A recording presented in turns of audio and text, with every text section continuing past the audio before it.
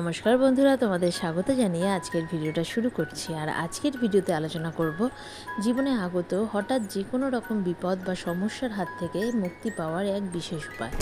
এই উপায়টি করার জন্য যে কোনো সোমবার 9টি বেলপাতা নিয়ে এই উপায়টি শুরু করতে হবে এবং পরপর 9 দিন করতে হবে।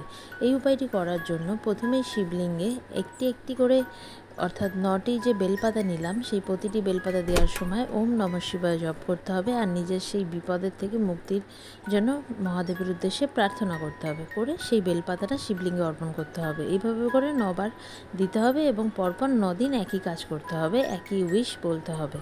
আর এই উপায়টি বাড়িতে শিবলিঙ্গেও করা যাবে, আবার যদি কেউ চাও শিব মন্দিরে গিয়েও কিন্তু করতে পারো, তবে যে কোনো সোমবারই এটা শুরু করতে হবে।